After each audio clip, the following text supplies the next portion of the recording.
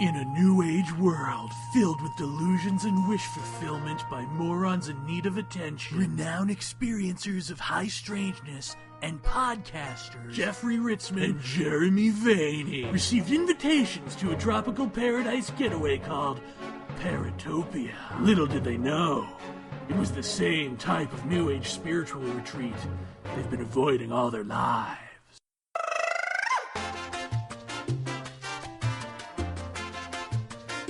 Oh, don't be shy. You have a wormhole in your body. Men do anyway. Come on, you can shake it. Yeah.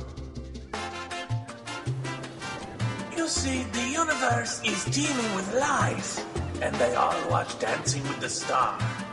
Anything goes at Paratopia. And welcome.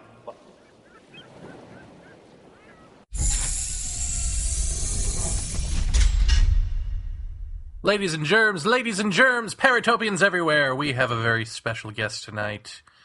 Oh, Jeff and I have always wanted to get a physicist on. Well, how about an astrophysicist, Our guest tonight is Dr. Rudy Schild, who is an astrophysicist at the Harvard-Smithsonian Center for Astrophysics, which is the world's largest astronomy organization, combining forces of Harvard University and the Smithsonian Astrophysics Observatory.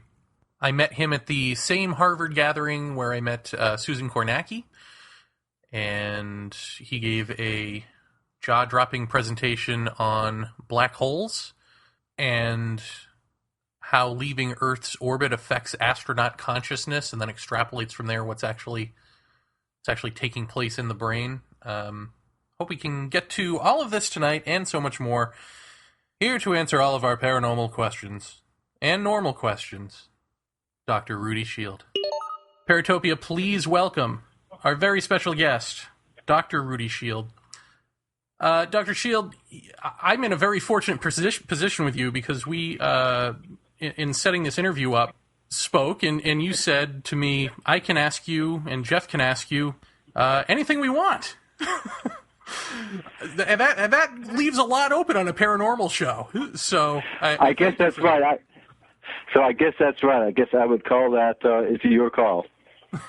So I guess sort of the big overarching question is, what in this mismatch of paranormal stuff from, I don't know where you want to even take it from, ghosts, UFOs, astrology, any of the sort of esoteric paranormal things, is there any way to prove them out in physics? I would think that the word prove them out is just a little bit strong, but what's really got me excited, and I think much of the world excited, is the fact that today in physics we have some new properties of the universe that we're very excited about that are now understood from astronomical observations. And so this means that we have a new toy, a new wrinkle, and we're hoping and we're starting to appreciate how this new tool will allow us to explain so many of the various phenomena that many people have discussed and science has always thrown its arms up about. In other words, how many people are comfortable talking about the science of astrology? Well, guess what, folks? There is a science of astrology. Astrology works for a reason that we can now understand. In the same way, we can now understand what telepathy is. Telepathy being the joining of two minds so that with no words exchanged, people can know the same thought. Well, that's remarkable, and it's now understood how that works to some extent. So I'm really excited about this development, but there's another development that we'll talk about before the hour is over. That's the development of the understanding of black holes.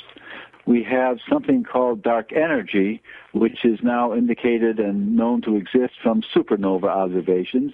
And perhaps many of your audience would have heard about this, reading about it in Scientific American magazine. And there you would have read that observations with large telescopes of distant supernovae seem to show the existence of a field in the universe, sometimes called quintessence or sometimes called dark energy, sometimes called Einstein's greatest blunder, it's called many things, but this field now seems to be causing a recent re-expansion of the universe. And so I think most commonly it's called dark energy, and we'll call it that. When you say recent expansion, how recent? So we're talking about the last one-third of the age of the universe.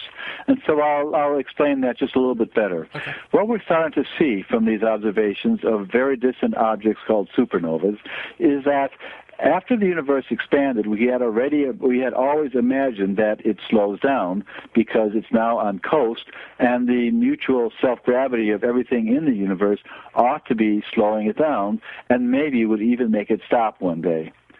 But the actual observations astonished everybody and were not believable even to the observers at the time. They showed that after the universe reached about two-thirds of its present age, the expansion event seems to have started up again, and today we're in a mode where the universe is expanding ever more rapidly. And so in time, we're expecting the universe to expand faster and faster and faster and faster and faster, even faster than I can talk. And so we now know that we have to reckon with the properties of this aspect of the universe. It's probably some kind of field, sometimes called a scalar field, and it seems to have properties that are very much like the old ether that was inferred to exist about 100 years ago. So that's one aspect of the universe that we're excited about. And then the other is equally important for all the phenomena that your listeners might like to talk about that involve time. For example, how is it that sometimes people experience ghosts of human beings that died some years ago? Or how do people experience past lives or have memory of past lives?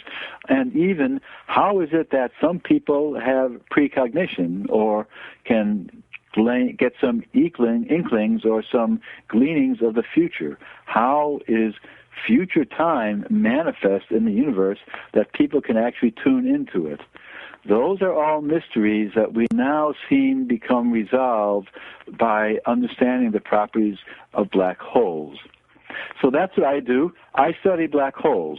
And for the last 15 years, I've been studying one particular object that happens to be gravitationally lensed, meaning that about halfway distance to this distant quasar, there is a large galaxy along the flight path, and in fact the quasar is exactly behind this lens galaxy, and because of that, light can be bent by the gravitational field of the intermediate or lens galaxy, and so when I look to this distant object, I can see where there's a light path to the north of the lens or to the south of the lens, and so I see two images of the same object. Isn't that remarkable? But not only do I see the two images, I see them at different times. So now what does that mean? It means that the universe is able to be played before me, before my eyes, at different times in this particular direction. And so that's a phenomenon of gravitational lensing, and I've been able to show by observing the brightness fluctuations of the distant quasar source that, in fact, the one image reaches us 1.1 years before the other image arrives. Isn't that amazing? So that if you could imagine that I was watching maybe a soap opera on a TV program, and remember, what I'm seeing is changes in the brightness fluctuations or changes in the brightness output of a very distant object called a quasar. That's a black hole surrounded by a very large disk of galaxy. And I'm observing those fluctuations at two different times at the same time. Now, brightness fluctuations are what we see in the local TV tower, right? In other words, when I'm watching a TV program, I'm seeing some TV transmitter do brightness oscillations. They have to be brightness at radio frequencies, and my TV screen knows how to interpret those fluctuations as the scan lines on the TV, and in the end, it returns a picture to me. So I'm literally saying to you that what I'm seeing with this distant quasar is the events of the universe played twice. So suppose, for example, I was watching General Hospital on this TV program. And why wouldn't you be? Right. I'm an astrophysicist. That's what I do all day. And so what I'm saying is that we could be following the storyline and hear that, one of the characters announced that they've become pregnant. Well, that's very interesting. What it means that if I'm listening to that on the B channel, the later arriving channel, I can literally switch my antenna to the A channel and see the same events played in the future. In other words, I can find out what came of the pregnancy. Was it a boy? Was it a girl? Did she marry the guy? What about the wicked stepmother? And so on. Having satisfied my curiosity that, it turns out to be a boy, and she doesn't marry the guy, okay, I can go back to the B channel and watch the whole drama of the pregnancy and what about his drug problems and blah, blah, blah. So can you see very explicitly with this example, I literally see events in the universe at different times. Mm-hmm. Now, that's one property of the black hole and the intervening mass of the galaxy that's along the line of sight. And when was this discovered? This was discovered in 1986, actually, when I first announced this value of the time delay and the fact that we see the same image at two different times. The gravitational lens had been discovered 7 years before by a British astronomer who was using a radio telescope. Okay. So, there's one additional property that's very interesting in this discussion, and that is the black holes themselves do seem to have this property. And by this I mean that my studies about the structure of the object, of the mass condensations that surround the black hole, shows that they're arrayed around the black hole as though there's a very strong magnetic field coming to the black hole and anchored to it. This was not anticipated by standard theory, and so what we're talking about is that the object there is not the technical black hole that everybody had expected to find, but now that we're actually making observations and can see exactly what's there, with my techniques of microlensing and like that, what we're learning is that we're seeing an object so dominated by its magnetic field that it must have a structure in which basically events of the past and the present are simultaneously present in this object. In other words, we see it at different times. Now, that's rather interesting, and it's related to what I said at the earlier part, namely that the gravitational event also allows us to see the universe played at different times. And I hope that your listeners can appreciate from these examples that, wow, these guys from astronomical observations are really tuning into some new attributes of the universe. This could get interesting. Yeah, I think so. I don't see how they couldn't. Yeah, all right. Well, try me out. And so, for example, what example would you like to hear something about? Do you want to hear about ghosts or telepathy or remote viewing, or what should we talk about? Wow. Well, I know ghosts. Ghosts? Okay, well, let's forget about it. Let's go with ghosts.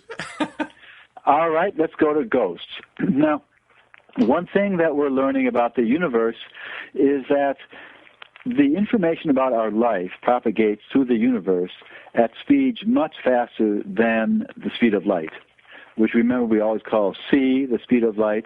And the standard textbook story that every kid knows in America is that nothing can go faster than the speed of light. And that still is true if you make that be not nothing but no particle. And remember that the idea comes from the Einstein theory of relativity, and it was stated by Einstein that no particle can go faster than the speed of light. But what if information without particles can go faster than the speed of light? Because apparently it does. Now, information separate from particles is a little bit different. Remember that particles are usually what we use to transmit airmail letters or information of any kind sent as shipping. And if we want to do it faster, we always boost up to light speed by sending a laser pulse or a radio signal or something. But now, apparently, this dark energy field can do something that's more miraculous, and that is it can transmit information faster than the speed of light, and it does this with something that's called quantum holograms. Your viewers probably don't know about quantum holograms, but they are the irreducible bits of knowledge from which all larger pieces of knowledge, like a work by Shakespeare, are constructed. And these elementary particle bits, again called quantum holograms, can be transmitted by the mind at speeds faster than the speed of light. And so it is that property, their faster propagation, combined with the property of black holes storing all of this information, that allows information of past lives to actually still be present in the universe if you can interrogate the black holes at faster than the speed of light. And that's what the mind does. The mind has the possibility to interact with the dark energy field and communicate with these other layers, these onion skin layers of past times of the black hole, and thereby reconstruct or be sensitive to the information about a departed soul. So that even after a person dies, that wormhole connection that was their connection to their consciousness does not die instantaneously, but apparently leaves some residual in our space-time, and some sensitive individuals, not including myself, seem to be able to pick up on or to receive that communication and have the kind of semi-transparent visage or image or picture of that person. And sometimes even get information from that person, information of the character of, well, I'm comfortable, or I'm home now, or I'm okay. So that's what ghosts are. They're not made up. They're not fictional in general, but in fact are probably real manifestations of processes working in the universe. So how is it possible that they can seem to respond to you?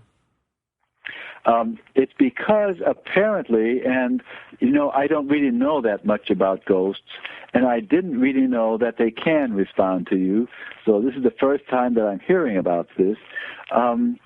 If that's true, it must mean that the spirit of the deceased person is also present in the universe, even though the person's principal spirit has long been gone.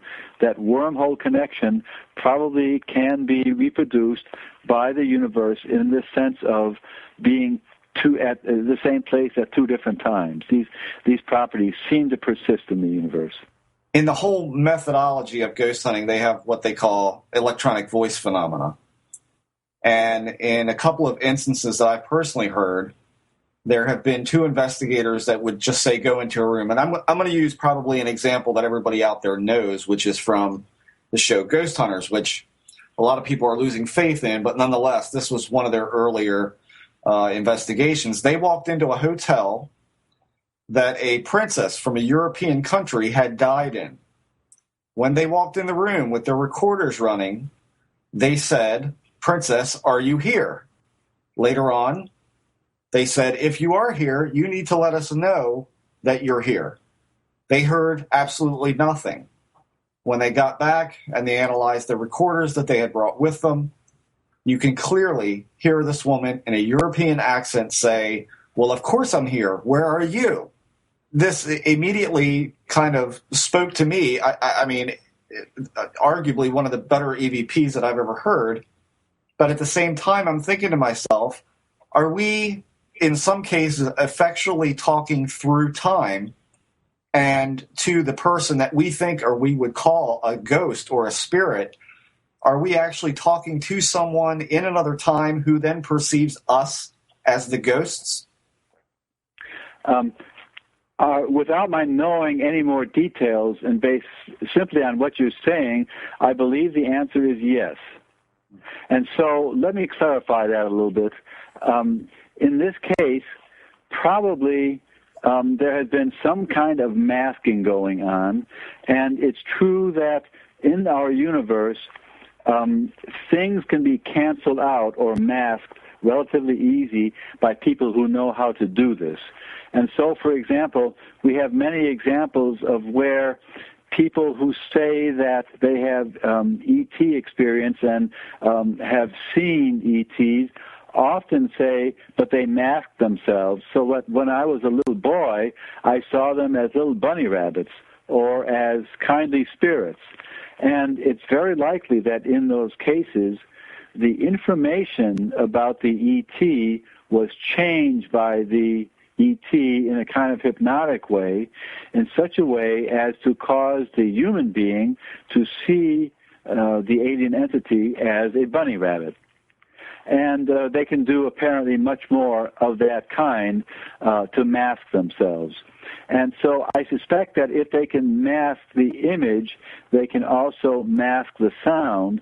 But I don't know whether, for example, the sound was there and was picked up by the microphone at the time, and the person who was in the room just didn't hear it because something about the space or the intent of the ghost wanted the person to not hear it, but later wanted it to be heard on the tape, and it's even conceivable that some entity screwed up the tape. Right. Things of this kind have also been reported, because it's been reported that, you know, the missile shields, the nuclear missile shields have been interfered with by ETs who want the missiles not to work. So things of that kind have been reported. I know a case who reported to me that a recording that was being made was believed to have picked up the image of a alien who was present and was being recorded, but when the researchers tried to pick out the recording, they found a tremendous burn mark through the recording equipment. I saw a picture of the equipment, and no ET was recorded therefore. So apparently they are very tricksters. There are tricksters in the universe. Well, here's the other, and as long as we're on the alien thing, let me jump to this. And this is something I've always wanted to ask of someone like you. I've noticed more or less over the years, and actually gotten this confirmed from several of our guests have even remarked about this part of the phenomena. When it seems like in all the years past, when I've had some sort of either sighting or contact experience, whatever you want to call it, this has been during times where I have paid particular attention or devoted a lot of time to actively, in a way, seeking out such a thing to happen. You're just going through a phase. Well, I wish that were the whole thing. I mean, I've wondered at times that based on the amount of devotion or the amount of attention that someone pays to a particular phenomena, and then that person then has that phenomena manifest not only for themselves but for other witnesses in the same, in the same presence of. Do you feel that has any basis in any sort of physics that you could mesh some ideas together and tell me how that works, how that would work, just by the simple focus of intent that you are manifesting something that's clearly external, and yet nonetheless material or external enough to be perceived by other people around you? Yes, I think that's one of the easiest things to understand, and it's in fact probably very closely related to remote viewing. And I presume all your audience would know what we mean by remote viewing. It means that some people are able to picture events in a distant location.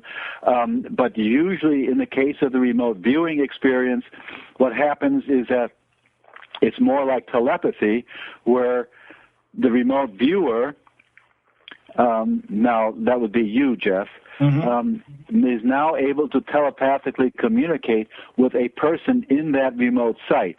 So let's say that you're a CIA person trained to do remote viewing, and you want to look into Osama bin Laden's cave, and you want the CIA to develop a description of everything that's in the cave, perhaps to, in fact, reveal something about where the cave is.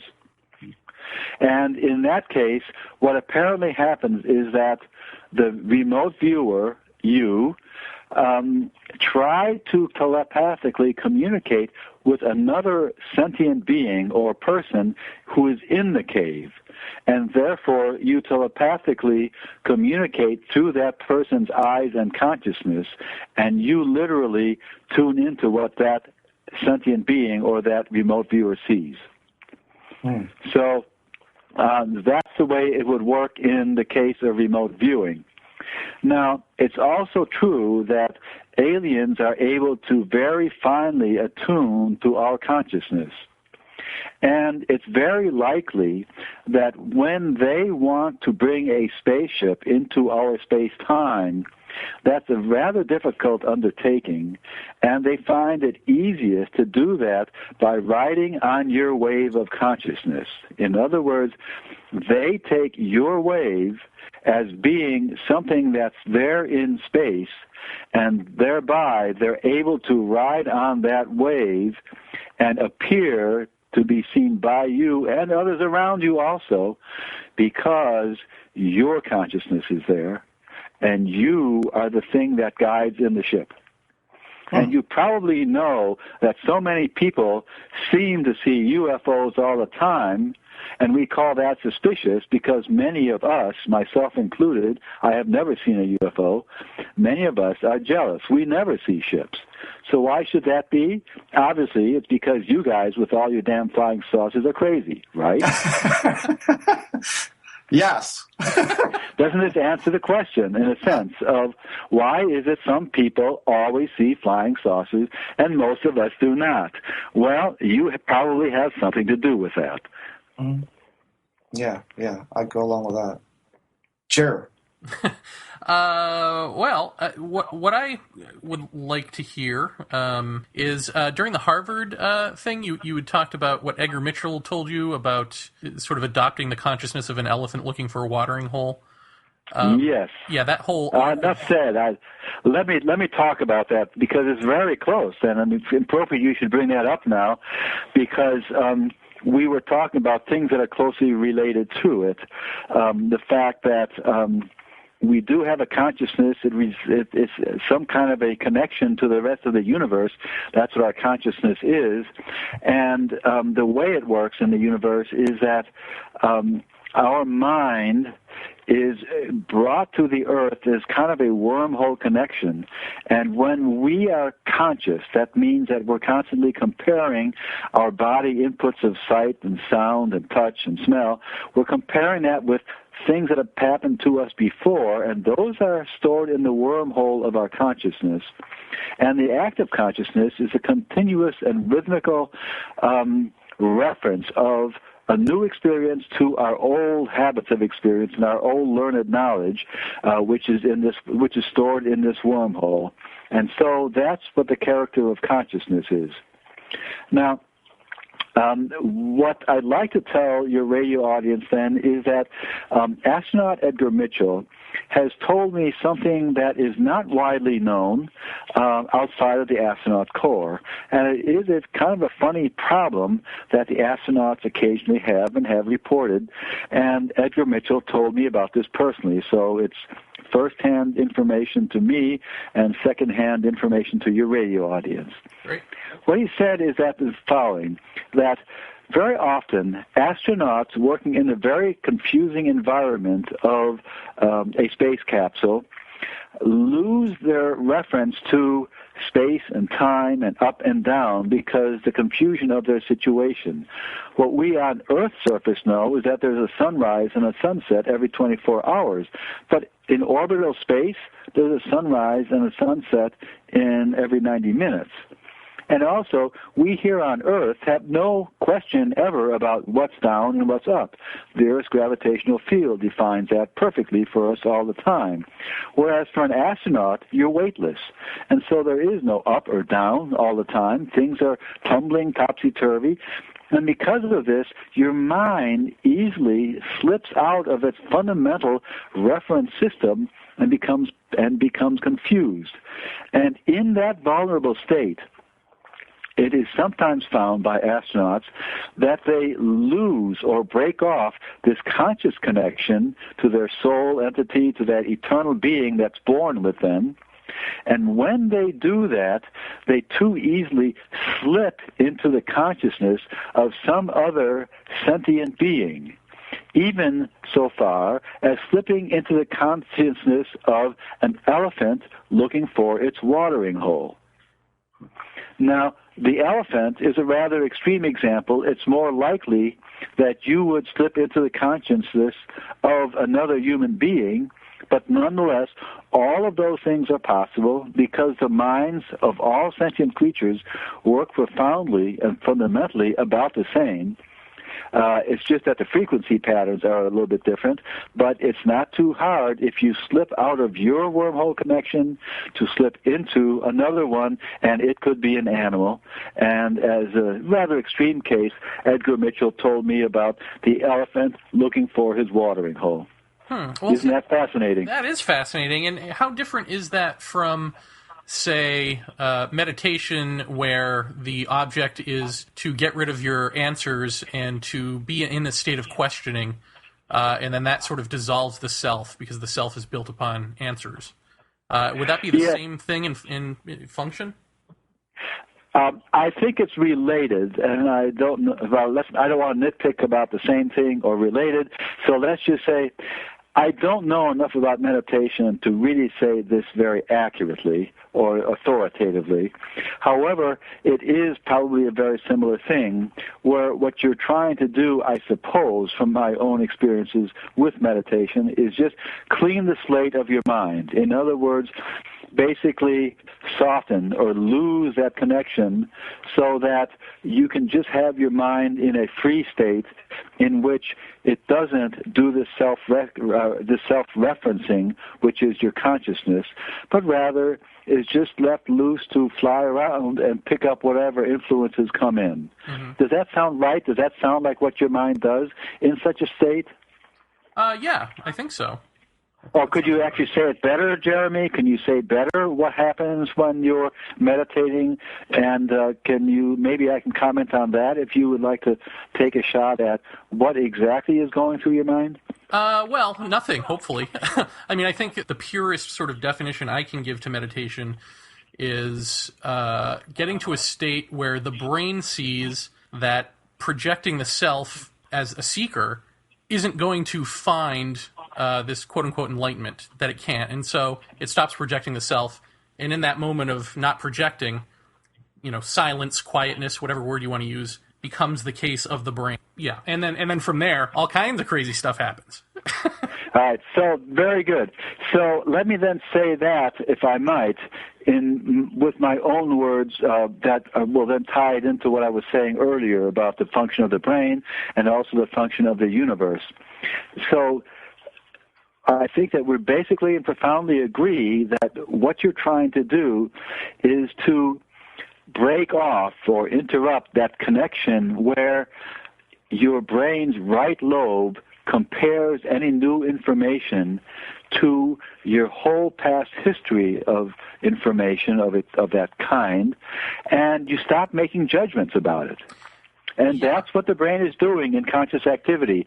It's making constant judgments about the inputs that come in from left brain. Well, I would take it a step further and say that not only is the right brain not making judgments and not trying to compare, but that the left brain is not trying to pull anything in of its own accord for the right brain to judge. So that anything can leak in. Yeah. And you think that's dangerous, but then it's not. There's some sort of, people call it kundalini or universal energy. Whatever that is actually the thing that enters you or becomes apparent in you. So terrific, and I think I agree with all that you say. That in this clean slate mode or this kind of open left brain mode, you allow things to enter you in the hope that good things will come your way, and that they will leave you in an elevated state because of their goodness. Some people seem to not have consistently good experience with this, and I don't know why that would be. We're all different, and we all come to this life for different purposes, presumably, and so it might be that is some lesson that's the focus of their lives, and so I suspect that these things will influence or happen to people differently for different souls. And so I think we're saying about the same thing, that we deliberately put our brains in a state of reduced self-referencing or judgments, allow things to come into the mind. They appear as quantum holograms or feelings and information, and we simply let them float around, interact with our brains however they would like to, and then leave our brains open for the next to come along and just see if that's fun. Yeah, there's that. And then I think that I know that there's another level, and I told you, I don't know if you remember this at the Harvard meeting, but about this, there's that energy that I've experienced, and then also this sort of slit that opens up at the base of the spine, and I've felt this 3 times. And the third time, this bliss energy washes in, and then my awareness sort of washed out, and then I sort of had the big I am experience of going from nothingness into what I can only call is feeling consciousness, feeling that nothingness become conscious of itself, and in that moment expanding and then snapping, and then there's a spark, and then the big bang, and you see, the universe, and you identify with each little part and every big part, and it's a confusing mess of perspectives that all happen at once. That is amazing and all that. And I guess what I wanted to ask you from that is, when we talk about speeds faster than light, could it not be the case that, the way I would put it is, there's a speed faster than light, which is the speed of relationship, because the speed of relationship is instantaneous, because, in fact, from that perspective, everything is always happening now. From the perspective of God, if you want to call it that, the point of view of this formless intelligence, everything is emanating in and as that formless intelligence, as form. And so when you click into that perspective, everything is instantaneous. There's no time, there's no separation. Does that make sense? So much so that I would like to break it down a little bit and talk about little bits of it one at a time, if that's all right. Is that okay? Absolutely. Okay. Now, first, I'd like to talk to you about the basic experience that you have, and you mentioned some of its properties. And I want to ask you just first: would you say that it's also an ecstatic experience? You feel very good in this state. Partly, yeah. The thing is that partly, okay. Yeah. So excuse me. In that state, there's multiple perspectives going on. One of those perspectives was me scared that I was dying. So on the one hand, I am spirit becoming and inhabiting all of my creation, and on the other hand, I'm Jeremy lying in bed going, oh my God, I'm dying. All right. So that then, I think, is not under what you would call the syndrome of what's called the samadhi experience, what the Indian mystics call the samadhi experience. That's more of an ecstatic experience. Do you understand the distinction? And am I analyzing you correctly? I think so. Yeah. You've heard of samadhi? I've heard the term before, yeah. But you're not familiar with it. You don't know that you've had that experience, and from what you say, I'm inferring that this would not be what the Indian mystics would call samadhi, and so it's something else. But it has been described by other people, I presume. Would you say that other people have described the same experience?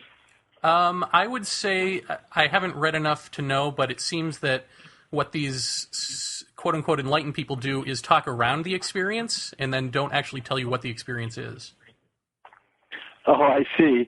And I think I know what you mean by that, because I agree. I myself have often had the feeling that people describing their meditative experiences do kind of do that. They kind of talk around it, but don't really tell you just exactly what the experience was or what they were doing when the experience first occurred to them. So I think I understand what you mean there. Right. Now, let me then get back into the element of the experience itself, and I'm not sure that I can describe too much of it. Of course, you talked about starting out by being scared of dying. Mm-hmm. And so that's perfectly understandable, and I don't really know how to understand that. I'm not a professional shrink here, but maybe you can tell me then what happened after that, if we can step our way through it. After I felt like I was done, well, the first thing that happened is I feel this slit open up. I see light. I don't open my eyes. I don't move because I don't want to. It feels surgical in a way, and I don't want to mess anything up. Whatever's going on. So I just lie there, and I feel like I'm seeing light from outside, but maybe it was from inside. I don't know. And then all of a sudden, this bliss energy, that's all I can describe it as, sort of enters, and from head to toe, my entire backside feels like it's beating with this energy, which feels really good. And then that energy sort of washes out the slit, and my sort of awareness goes with it, for lack of a better term.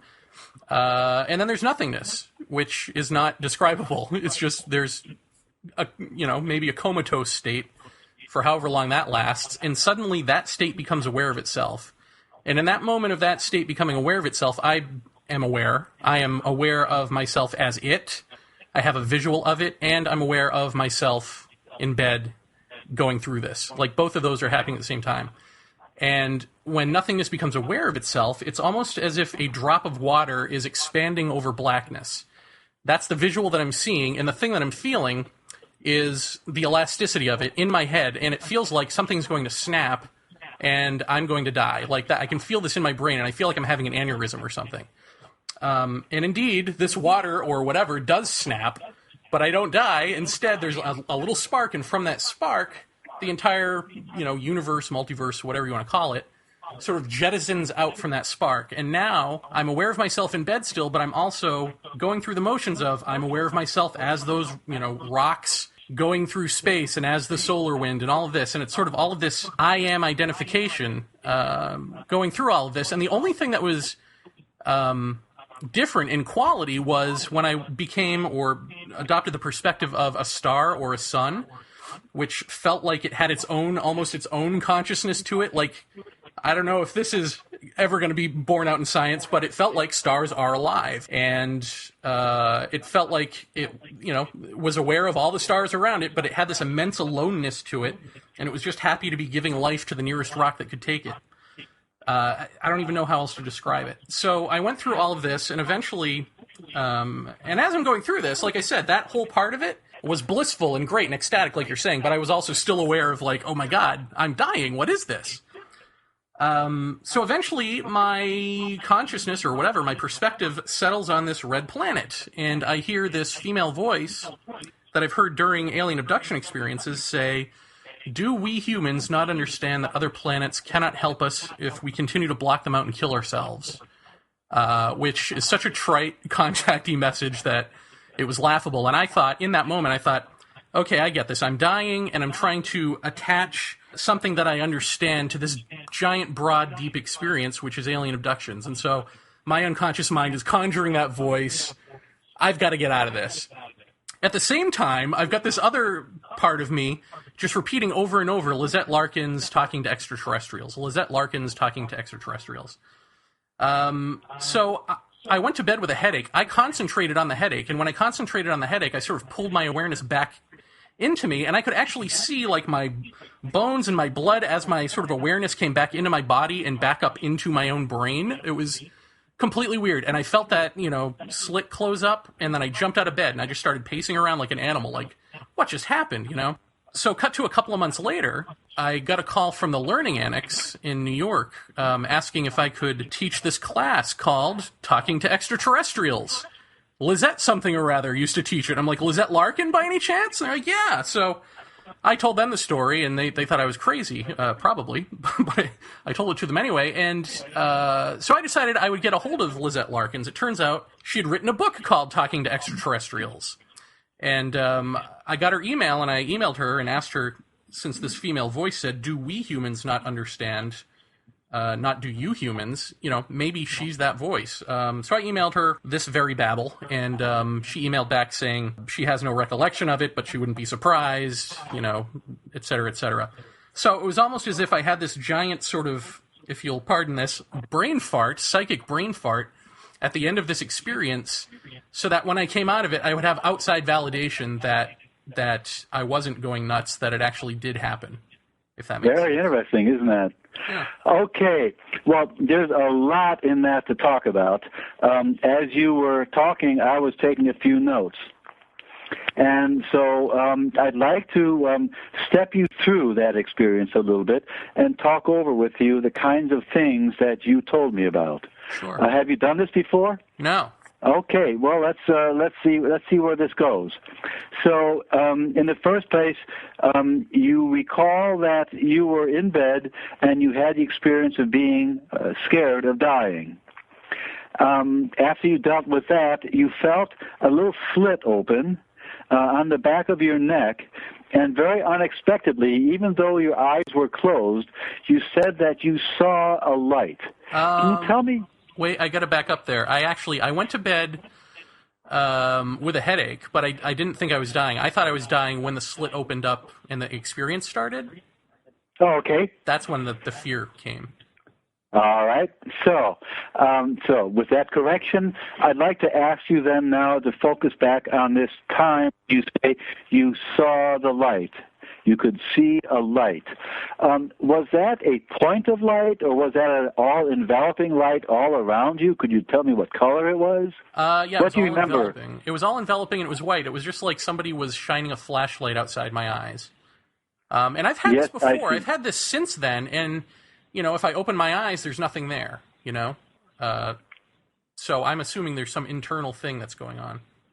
Yeah. Well, other people do record experiences of going to the light or seeing the light. And I'm not entirely sure about this, but so I can't tell if seeing the light is a kind of way of saying that I'm in touch with the existence of a whole other part of the universe, which, however, I don't see the way I normally see things, but rather I see this with conscious activity, not through my visual sensors. Mm-hmm. Many other people have a big issue about going to the light and seeing the light. Many times in their lives, this is especially true of people who are abductees, and have witnessed and had many experiences of these abduction phenomena. Many of those people do talk about being drawn to the light, and the drawing to the light is often a part of a larger experience, just as you describe it. Because you told me that after you saw the light, the enveloping light, that you experienced a blissful energy. Right. And then, can you tell me more about that?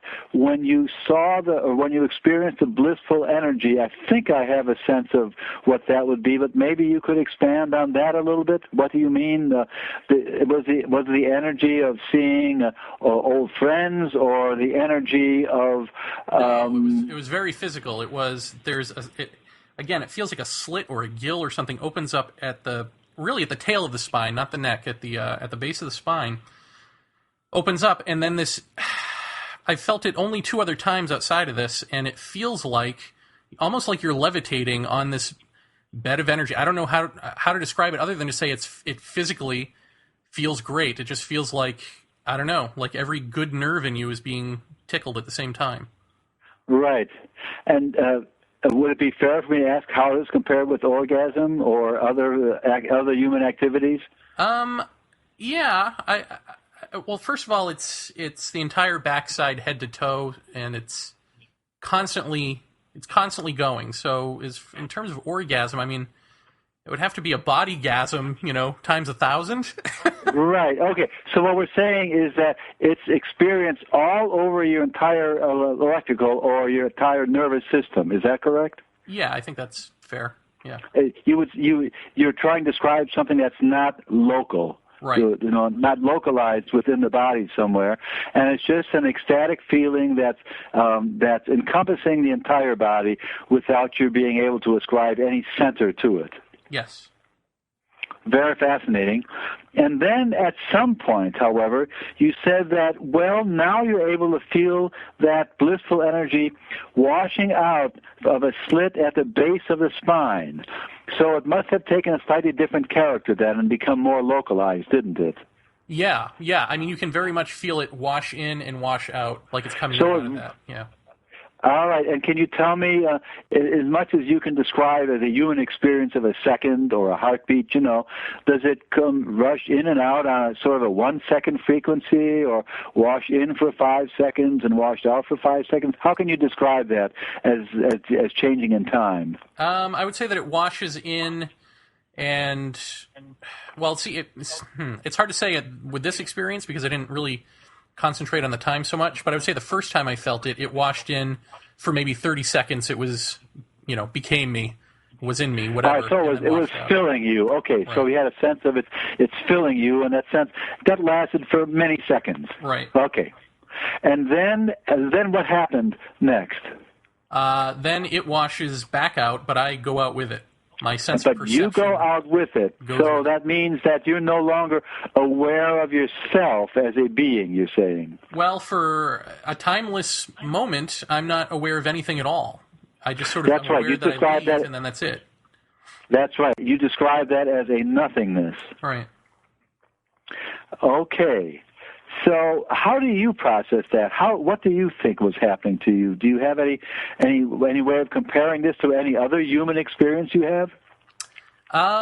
No, but I would say that what I think is happening, I think it's pretty much what you said, that we have, it's, when we're talking about a holographic universe, it's systems within systems within systems, and that we do have, for lack of a better term, a wormhole in us through which we can connect with, well, everything. I mean, I think there are states and stages of mind. Clearly people have mapped these out through Buddhism, for example, or even psychology. But then there's this stage beyond all stages, which is sort of this thing where you end up in that I am identification mode that is all inclusive of those stages of everything. And I think for whatever reason, I ended up there. Very good. And I have to say I envy you these experiences, because these things don't happen to me. I don't know such an experience. So I think that this is then closer to what the Indian mystics call the samadhi experience. And I agree with you that these have been described throughout the history of our civilization. I presume that shamans experience this. We know the mystics in India describe these experiences, and other people closer in space and time to us in our civilization in America. Others also recount such experiences. So I think there's no reason to question whether what you're saying is true or crazy or anything of the kind. It has been known for a long time in our civilization. Well, let me ask you this. If someone like me has this experience, then it tells you that we can do so much more with our brains and bodies than we allow. Do you think that means that we necessarily have to get there? Like, is that something that you think humans need to evolve into? Like, just in terms of thinking about aliens, if you think aliens are coming here, I mean, how could they possibly land and talk to us openly if we have this potential to be this thing, right? And we're stuck being the grub running around on the ground and not turning into the butterfly and flying around. Why would they talk to the grub on the ground? Yes, very fascinating questions. And I think that almost certainly the aliens are here to study us and to get to know us a little bit. And I think that their relationship to us is a little bit like our relationship to animals. We use animals in our earthly existence as pets. Sometimes we use them as laboratory animals. We use them as seeing eye dogs or tools of various kinds. We use them in hunting and in shepherding and so on. And so I think that our relationship to animals on our planet are rather like the relationship between humans and more advanced civilizations that are visiting us. And so you see that we work out so many, or just as we work out so many agendas with our pets and with animals, I think that the aliens are working out a great many agendas with us, and we don't necessarily see a very strong pattern because probably there are so many agendas and so many different aliens. Mm-hmm. Does that make sense? Yeah. When you talk to your colleagues about this stuff, or do you talk to your colleagues about this stuff, what's their reaction? I don't talk to my colleagues about this stuff. I've broached the subject with one or two of them from time to time, and while I wouldn't say that I was put down, it was clear that there was no interest in it. And I want to tell you something, a little story that I think tells a lot about where our civilization in particular and my colleagues are with regard to this subject. Because something happened recently up in Rangeley, Maine, and the proprietor of a hotel and guest suites operation there told the following story. It turns out that this hotel is sited on Rangeley Lake, a big, beautiful, romantic lake, and it was a corporate retreat of sorts, and there were about 50 people out on the deck enjoying the evening's air and enjoying the corporate retreat, when suddenly a UFO appeared. And this wasn't a kind of a barely seen little distant point of light. This was the big kahunga, bigger than the full moon and in your face, unmistakable.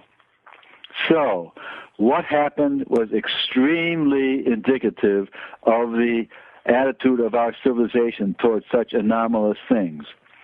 The group, seeing this phenomena instantly, very quickly broke up into 3 subgroups, each about an equal third of the people present. And the first subgroup quickly turned its back on the phenomenon, on the UFO, walked into the building, and didn't look out anymore at the UFO. These, in my view, were people who don't want to have responsibility for having to describe it or talk about it, and would prefer to go on in their normal existence in which such things don't happen. That was the first group. The second group of people also turned their back on the phenomenon and walked to the farthest point on the deck and started a conversation among themselves about nothing at all, but kept sneaking little glances back to see if the UFO was still there or what was happening about it, did it look the same, blah, blah, blah. And I interpret, although I wasn't there, I interpret this as the kind of people in our civilization that are curious enough to want to know, but don't want to take the responsibility of ever having to explain this to their children or explain this to their colleagues. They would prefer to put themselves in the situation where, well, I didn't really see it and I don't know anything about it. Mm-hmm.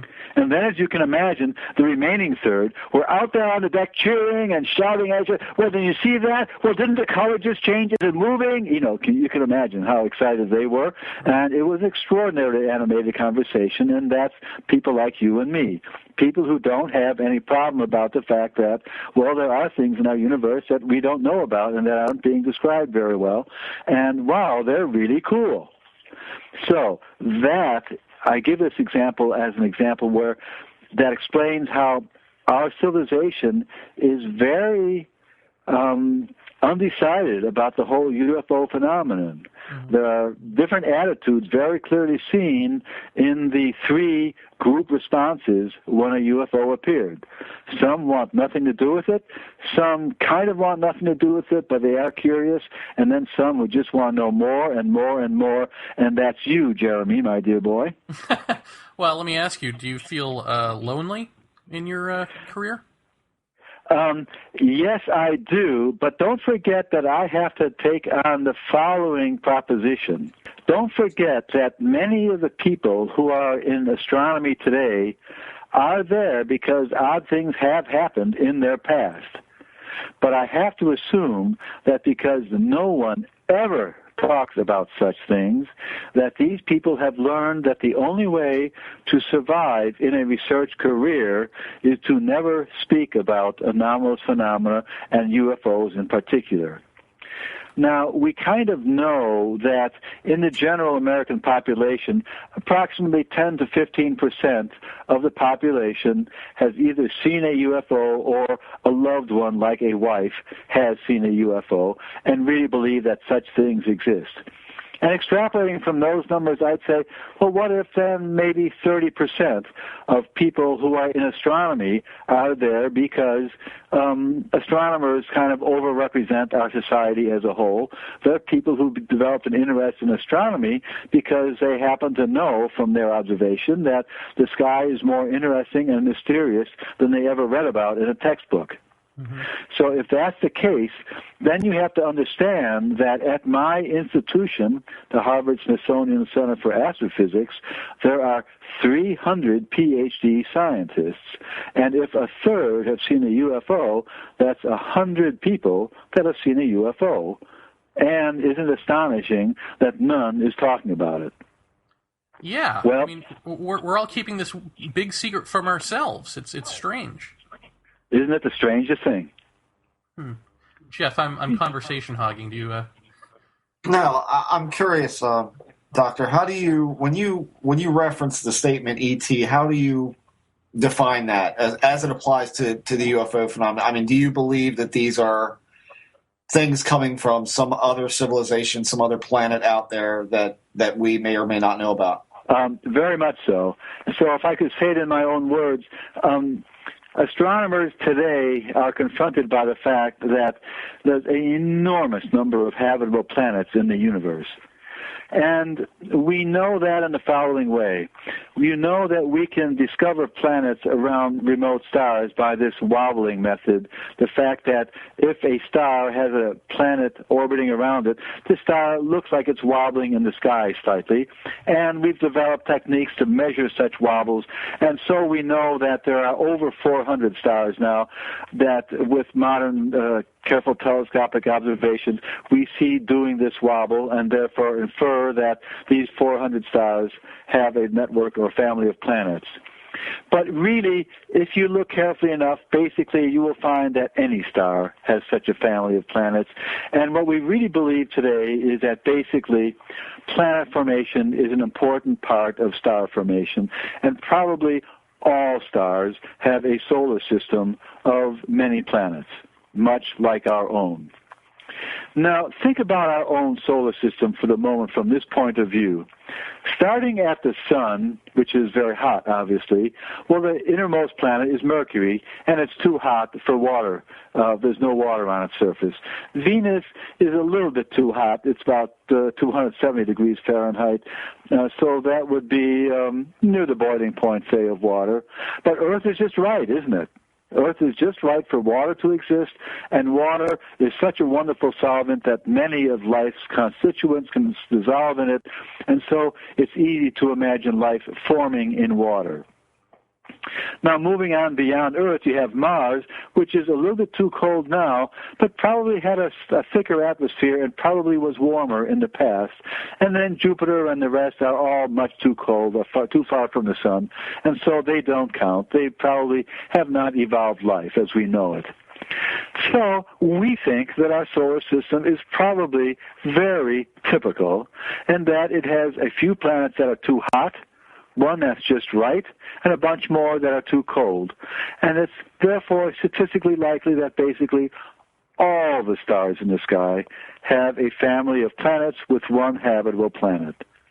That's a sweeping statement, isn't it? Because, you know, on a night sky, you can walk out in a dark place and see several thousand stars, perhaps 5,000 stars or so. And so you have to say to yourself, well, there's probably a planet there, and there, and there, and there. In other words, there's a lot of habitable planets out there. And coming then from that point of view, you have to ask yourself, so what are the possibilities that we're the only life that emerged in the universe? I mean, get real.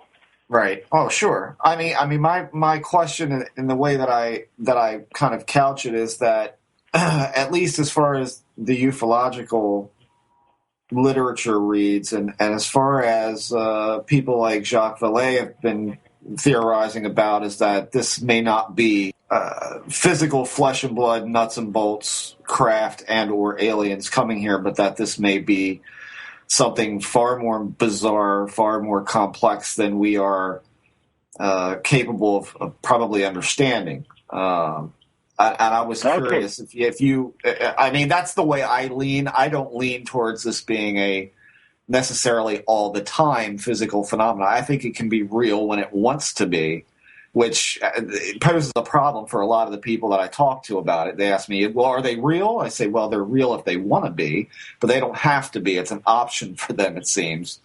And that's kind of the route that I've always taken. So when I hear ET, I look back over, the past 23 years I've been in ufology, and I don't see any real proof, empirical data that says this is a flesh and blood thing, putting, boots on the ground and dealing with people in any sort of forensical way. Do you agree or disagree with that? Well, in the first place, going back to the initial part of your statement, I want to say it's really D, all of the above. When you ask the question, is it real or is it more psychological? And I think that probably it is both at different times to different people. And so that's why there's no agreement about the answer to that question. Right. Is that possible for you? Does that make sense, Jeff? Oh, absolutely. Yes, sir. Uh-huh. Yeah, absolutely. Now, if I might, then let me expand on that remark a little bit. And I know Jacques Vallée. I've met with him, and I like something about what he says to this extent. If you imagine that there are other entities in the universe that want to visit with us and want to interact with us, don't forget that what they know is what we know, which is that Hollywood has been directing at us movies about UFO encounters for about 50 years now, maybe even 60 or 70 years. And so there's kind of agreement in our civilization now about this is what a UFO encounter is like.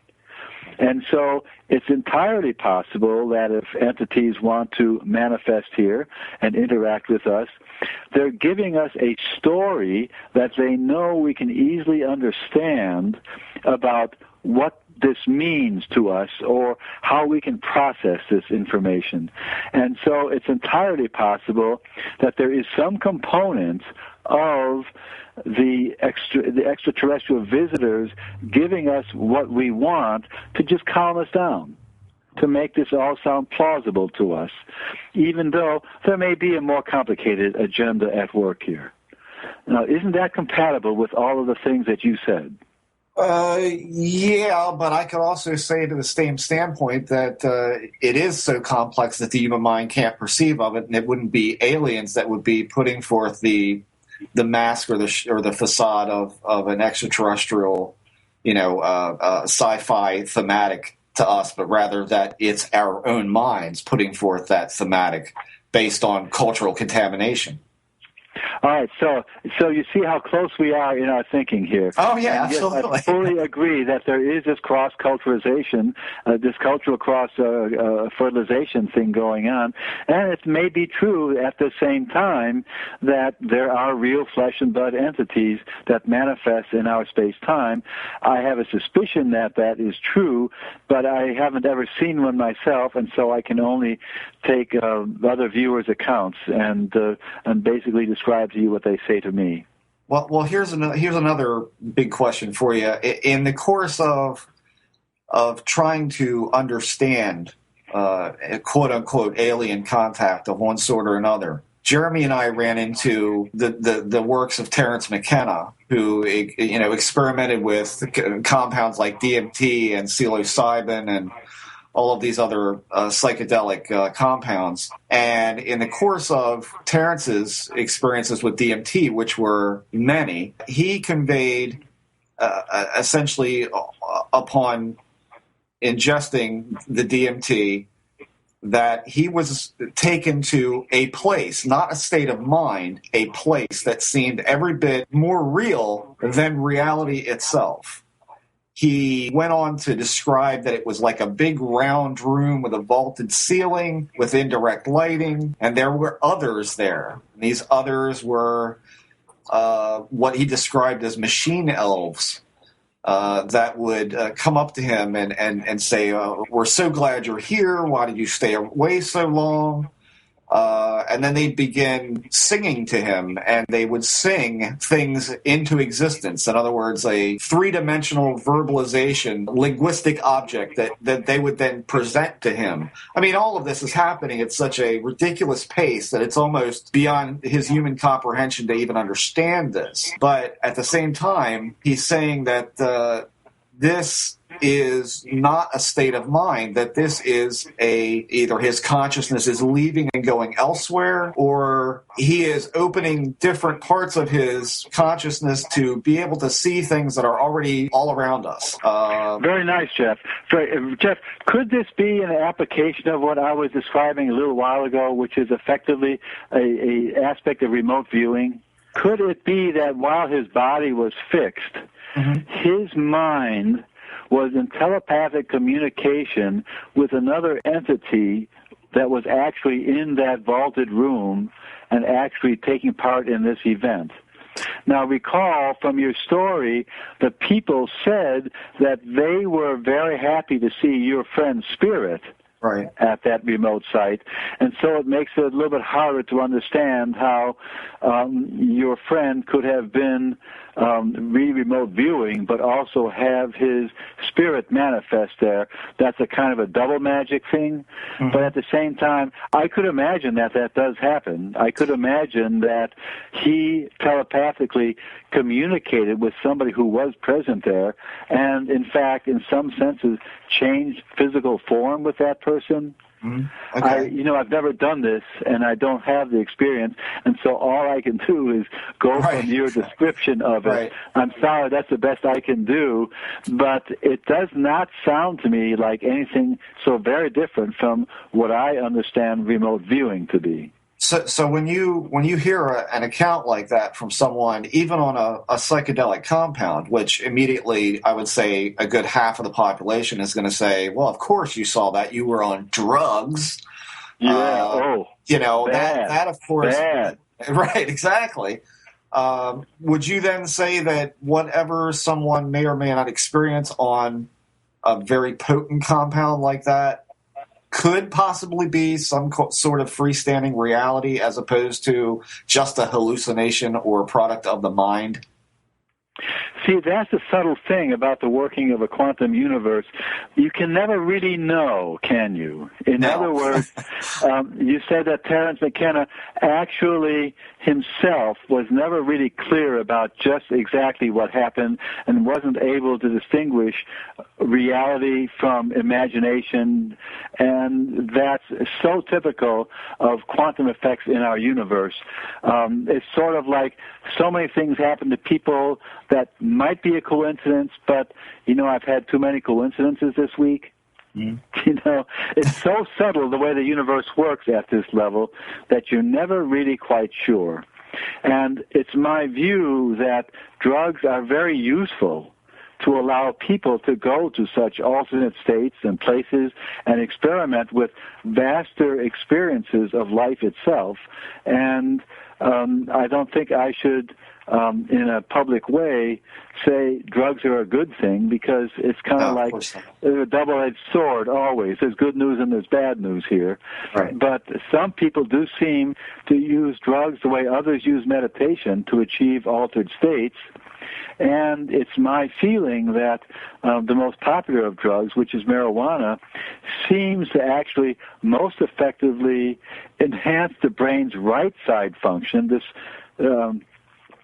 referencing to soul, and kind of shut down the left side of the brain, which is the kind of the thought-inducing and the body sensor invading part, the part that tells the brain what the body is up to, and also the part that allows the body and the brain to do rational thought. That seems to get switched off, and the fun side of life, look at the bright lights, wow, look at the pretty flowers, wow, that seems to get enhanced. And so I think many people have experience of liking such substances for those kinds of reasons, and who am I to say what's right or wrong? Right, sure. Jer? Well, have you studied remote viewing? Do you know, like, for instance, DMT is what's produced in the pineal gland in the human body. Is this what remote viewers are accessing? I mean, is it the same thing as accessing it through a mushroom or a ayahuasca brew? Actually, I don't know that pharmacology of this whole subject. I really don't. I'm not a drug user, actually, and Well, so I'm sorry I can't. So I don't really understand about these things, and I'm probably not a good person to talk about them. However, it's my impression that the Indian mystic crowd is having the same kinds of experiences without the drugs, although, again, I can't speak authoritatively about that. Okay. Getting back to the ET issue, if we talk about dark energy, dark matter, and that the universe is made up of mostly things we can't see, then could, instead of these being aliens from another place, could they not just be something that are around us right now that we simply can't see? Absolutely. And I think the way the universe works here is worth taking a minute and describing to you. You might recall... Yeah, it might be. Yeah. You might recall that Iko Eben wrote a book in 1994. It was called Einstein's Greatest Legacy, Wormholes, Black Holes, Warps of Space and Time. And in the book, he made the observation that if the universe were to contain a field which has the property of negative gravity, in other words, it's a field of repulsive force, not gravity like attractive force, he said such a universe would then enable wormholes, or there would be wormholes in such a universe. Well, by golly, this is a discovery we made 10 years ago with astronomical observations of supernovas. We find that the universe has such a field, and I told you it's what is causing the universe's expansion to start all over in the last one-third of the history of the universe. So there's every reason to believe, based on what would be considered good science, that the universe has wormholes. And what I mean by wormholes is that there are some kind of pathways lacing the universe, not necessarily, the stereotypical image of a double-ended funnel, but maybe there are waves that pervade the universe that you can ride on, kind of in a surfing-like mode. Mm-hmm. That seems to be more like what the wormholes are like rather than the tube.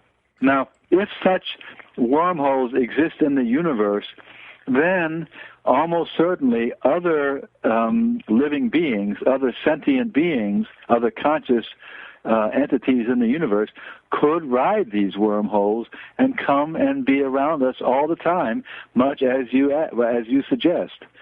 So I would answer your question, yes, almost certainly we are being surrounded by partially manifested or unmanifested spirits all the time. And almost certainly they're reading our minds and playing with our minds and putting little ideas in our heads from time to time. All of that must be going on all the time. What a fascinating universe we live in. Well, why do you think that's a one-way street? Well, I don't think it's a one-way street because when I said that the mind has this eternal connection, this connection to the eternal part, and I hope you understand what I'm talking about here is the soul. Mm-hmm. I think that every mother knows that, yeah, the two kids were raised identically, but they're as different as night and day. That's that part that you bring to life with you. That's your eternal connection. That's the part of you that agreed before you were born that, yes, I will go to Earth for an existence at this time in Earth's history because I have to work out lesson plan B. So I think that we establish such a wormhole connection when we're born, or perhaps even in the womb. I suspect that it actually is growing as we're developing in the womb, and I believe that it's what closes at death. So that when people talk about a near-death experience, about traveling through the tunnel and seeing all the past events of your lives and people and loved ones played before you and being in your experience again, that's the experience of that wormhole closing up. And all of the information of your life is now encapsulated in this dark energy field that's in this wormhole connection to your soul. Mm-hmm. And so that, I believe, is what persists in ghost apparitions, that wormhole evidently never really quite closed. And so the pathway still is foggy, but still present in the universe. And so when people see a ghost, it's foggy, not perfectly manifest, and has only some of the properties of a fully manifest, living, sentient being. So that's probably what ghosts are.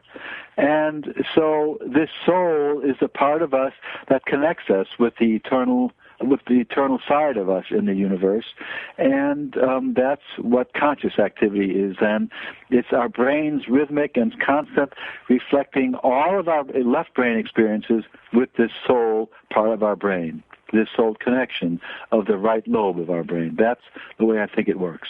Now, when you invoke this word soul, I can already see listeners, are going to be questioning this because everything else is science, and now suddenly here's this intangible thing called the soul. Is there any research into this? Is there anything that you can make, I know it's impossible, but concrete about that term? Very good question, because you see, our civilization has actually talked about this for 9,000 years. You'd think we'd have it right by this point. Right, and yet we're still asking about it, aren't we? So that tells you how tenuous the nature of this beast is. It shows that it's something that we have known about for 9,000 years and talked about, and yet we've never satisfied ourselves that we've had the last word. Isn't that amazing? Yeah. It's the first thing that we've known about, and we've known about it all this time, and yet never really put our hand on exactly what do we mean. And so I'm afraid I can't do any better than the summation of our entire civilization has done, except as I explained it now as probably a wormhole connection to that eternal part of our being. And that's entirely consistent with what all the religious types have said throughout history, to the best of my knowledge. Mm-hmm. Or do you know of something more? No, that sounds good. It's just anytime I hear someone say that we planned our lives out. For instance, I threw a conference in New Jersey, and some of these, a couple of the guest speakers were of that mind, that we pre-plan our lives and then we come here and live them. And then they gave the example of 9/11, that the victims of 9/11 had chosen that. So it's okay that they all died on 9/11. And I thought, wow, that's a pretty bold, coarse, awful thing to say, in New Jersey especially. And then I think about that, and I think, well, that doesn't jive with me. That really doesn't, that we would all come, we would choose something, map it out, and then come experience it. Just doesn't work for me. I don't know. Right. Let me help you then with that. I'm glad you bring this up, because when you talked about people dying and that was their manifest destiny, then the logical extreme of that is, so if I kill a person, they were predestined to die, so it doesn't matter that I killed them, so why should I face legal consequences? Yeah. I mean, that is kind of a logical offshoot from what you said, isn't it? From that line of reasoning that so everybody who was killed in 9/11 was supposed to die in 9/11, and there is no free will really in the universe, and so it doesn't matter what I do. I reject that philosophy, and I think that the universe is really more fascinatingly built in such a way that there is a divine purpose and there is free will at the same time. And what actually happens in our universe cannot be entirely predicted, even by futuristic people, because the outcome is always some unknown combination of these factors. So let me get a little more specific about how I believe this works. We know now from these investigations of black holes that black holes are a place where it seems that the inside, that is beyond the horizon or in the part that we can never contact, that is most probably of the character of an extreme white hole or an extreme part of space and time which is extremely wormhole intensive. And in fact, it seems most likely to me, and to others now working this out mathematically, that probably all interiors of all black holes are interconnected instantaneously, and that is the realm of the Creator, and that the Creator's purpose for the universe is manifest in the black holes through these leaky surfaces, and that's how the universe works, so that prayer is answered in the universe, and some people have a sense that a divine spirit is pulling levers and making the universe work. At the same time, you're unhappy with a description of the universe where my behavior is of no consequence because everything is foretold anyway, and so I might just as well shoot the place up and have a good old cowboy time because everything is preordained. I have no responsibility here. I'm just here as a puppet of something. So the way I process all of this information is to say, the universe was apparently constructed with this fabulous network of black holes, which required very fine tuning in the early creation of the universe. And these black holes are able to manifest the purpose and intent of the Creator. At the same time, while that information is being leaked out of the black holes into our space-time continuum and affecting our behavior, at the same time, we have free will through our conscious connection to our eternal being, our soul being. And so we accept responsibility for that eternal being, and we proceed in our lives with what we do having real influence on events. And in this way, the universe was made to have a divine purpose, but also human free will. For that matter, animal free will. Mm-hmm. And isn't that interesting?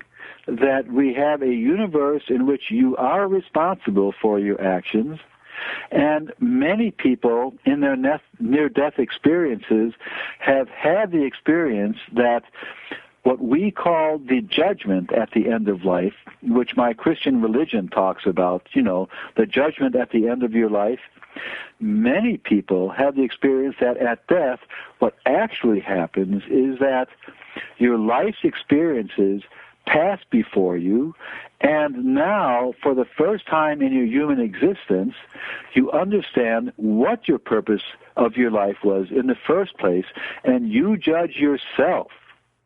It's not a guy in the sky judging you, but you now understand what that purpose was, and you judge yourself in the presence of all the history of your life. And that constitutes an important part of your near-death experience that you then take to the afterlife and becomes part of what helps you with your next decision of what your next life will be. Isn't that a much more interesting way to understand the role of the universe, the existence of a creator, and the existence of free will in the presence of those other two? Well, yeah. Would it be fair to say that then if one were, quote-unquote, God alive, if one were had achieved the enlightened state, if you will, that it then becomes their responsibility to help people wake up, to help people judge themselves, as it were, because that's really one waking oneself up? Very good, Jeremy, and I agree 100%. And in fact, many people believe that the reason we have so many alien visitors right now is just exactly that. Our civilization is in distress. We need a lot of help. The universe has noticed, and they're here. All right. Well, I think that's a good place to leave it, unless... Jeff, do you have anything? No, I'm good. Well, Dr. Schild, thank you. You're very welcome. This has been a lot of fun for me, and I hope for you. And we don't have to, so to speak, end it forever here.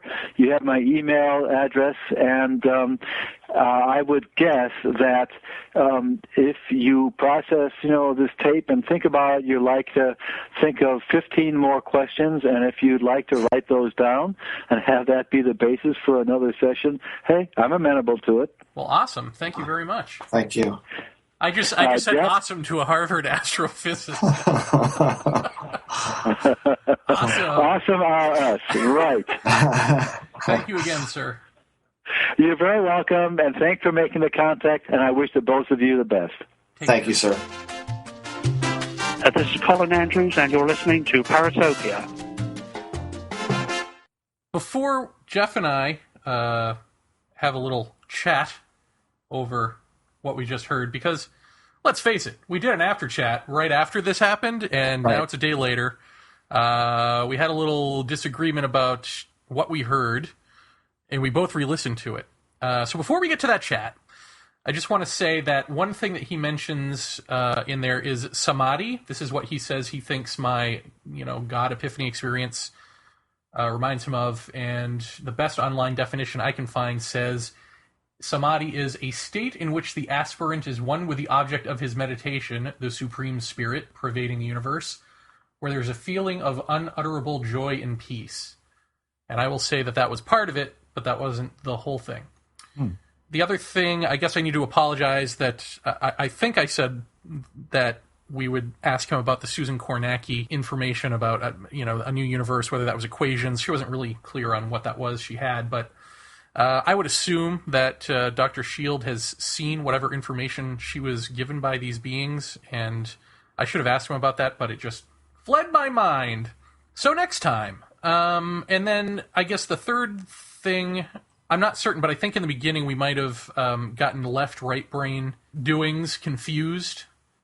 So if you just want to switch those, then you'll have what the left and right brain actually do. In any event, those are my apologies, disclaimers. Jeff? Thanks. What's your contention? What's your beef? What's your bone with what you heard with Dr. Schild? Well, I mean, the question is, can I even relate this without laughing or having you laugh at me? I've already laughed at it until tears. We got on the phone last night. We're like, what did we just do? I mean, I have to say that when Jeremy told me that we had an astrophysicist from Harvard coming on the show, that we could ask anything we wanted to, I was pretty excited, because that's kind of the reason that we've been chasing people like Mishu Kaku to come on. But, I mean, you're talking about a big personality there that is valuable time that I'm sure he doesn't want to waste on a podcast.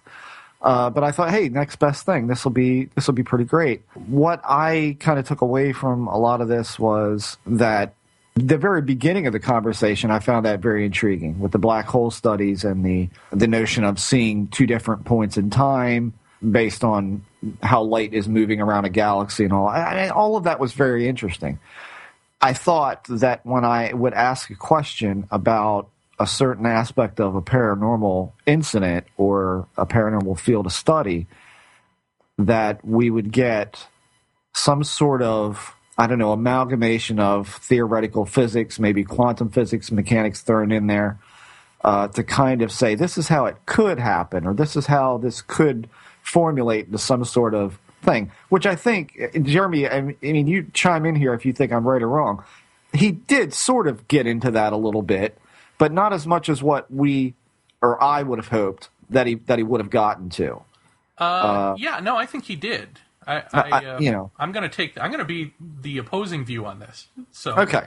Well, my view is that, and the analogy that I gave Jeremy last night, so it's a question of saying, well, Dr. Shields, what do you think about vampires? And he'd say, well, that's very interesting. You should ask that, Jeremy. Now, let's just say, okay, what about a werewolf? A werewolf, they have fangs, and so I'm thinking it's probably somewhere in the same vicinity. I mean, it was kind of like, for me at least, this was one of those things where one unquantifiable question or direction that we wanted to kind of get into a scientific answer was met kind of with another non-quantifiable explanation, and that didn't do a whole lot for me. I mean, the notion of remote viewing in comparison or in tandem with whatever the hell it was I was mentioning at the time, if it was ghost or whether it was, I mean, certain things like the quantum hologram in relation to ghost, that was very interesting. I guess we should have seized upon that more, but and that's probably my fault because I should have chimed in. I think being the two of us who seems to be more interested in ghosts these days than anything else, but I don't know. It was kind of like one thing was answered by remote viewing, one thing was answered. It didn't do anything for me in that sense. Now, Jeremy and I have talked today, and he's kind of explain a little bit further about what he thinks. And I do see his point. I'm not in disagreement with what he's saying that he felt the show went to. But I think, by and large, a lot of it was an unquantifiable subject put forth saying, what do you think? And the answer was werewolves or some other, thing that really isn't based in a science per se. So, I mean, for me, that was kind of it. And then when the conversation kind of went to the whole notion of, these backroom deals before you're born and, and coming here and you're here to learn this lesson and all that. I can't spoon feed myself that. That's not my take on this. I'm looking for more of the mechanics of what's going on with this. And I think he gave us a chunk of that. But my feeling is that a lot of it was paranormal questions answered with paranormal questions, which don't seem to get me anywhere. Mm-hmm. That's kind of like where I'm at with it. So what was your my take is, and I wrote it down here so it would be sort of precise, which is, the first half might not be precise. I didn't know we could write notes. That's not fair, really. Well, I keyed in on the word, excuse me, at some point he said what he was saying was tenuous, mm-hmm. right? And it seems like your problem isn't with him saying, for instance, we all come here as some predetermined path that we set for ourselves, blah, blah, blah. Your problem, I think, is that he doesn't add the caveat, or not. He'll say, we have 9,000 years of testimony on the soul, and yet we can't decide what the soul means without the caveat, of course, there might not be a soul. It might have been 9,000 years of being wrong. Right. I mean, he's taking testimony from remote viewing, from alien abductions, from whatever, from any of these things, and he's just extrapolating that, okay, if these are real, this is how they would be real. And I think when you go on a paranormal show, especially one hosted by two experiencers, there's probably it's probably safe to say there's an expectation that you're all on the same page that all of this stuff could be real, and that it's just shorthand at that point to say, this ghost stuff or this Terence McKenna stuff kind of sounds like remote viewing in a certain sense. And so, I mean, you're asking him basically, okay, so what's the organ, right? That sort of is this quote unquote wormhole in people. He talks about a soul. What's a soul? What's the wormhole that goes between the local body and the non-local information field? What if there is such a thing? If there is such a thing, what is that? And instead of going there, he just assumes that we figure we know from all of the examples around us that we all probably believe in that it exists. So let's just talk about how those things make sense, whether or not we've discovered the actual organ. And I think that you would have not had a problem if he had known about DMT or even auras or something. If there was something about the human body, even this thing that opens up in my back, if he were to just have said, oh yeah, that's how we tune into them. It's DMT in the pineal gland. It's that slit in the back that you talked about. That's the modus operandi there. Then I think that would be concrete enough. But here's what I wrote down, and let's see if you agree with this. Okay. Essentially, he's processing the scientific information into a belief system and giving us answers from that. And it's unsatisfying because you're not used to a scientist giving answers from the personal beliefs about his discoveries. You want him to give you the cold facts to inform or render moot your own beliefs. If you happen to arrive at the same conclusions, great. But you need to arrive there on your own. And I think that's like the crux of it. It's like he's already, for some reason, he has decided that, for instance, you're born into this life with a predetermined whatever. He has decided that that's true. And that's disconcerting, because why did he pick one over another? That's a good point, yeah. I don't think that he differentiated between what his personal belief is and just possibilities that are out there that he can see how they make sense in the world, using the black hole information that he's discovered. Right. And so I think you want a little more concrete there in that way, or a little more distant, a little more objective than that. Yeah, I mean, I think, yeah, absolutely. I think I was just looking. I mean, believe me, I don't want, for that matter, any scientist to tell me what to believe, what not to believe. All of this, I'm just looking for different threads that could be pulled upon to see if anything comes apart. In for instance, your base of the spine slit opening up. If he'd have said something like, "Well, we have the chakra in that spot," I might have winced a bit. But if he'd have followed that up with, however, that's where the base of the spine is where the neurons tend to coagulate together. That's where there's a lot of neuronic impulses, and these things coincide with the chakra points and these kinds of things. I mean, that even would have been a little bit like, okay, I'm seeing, that there's something there. It doesn't have to be so well defined.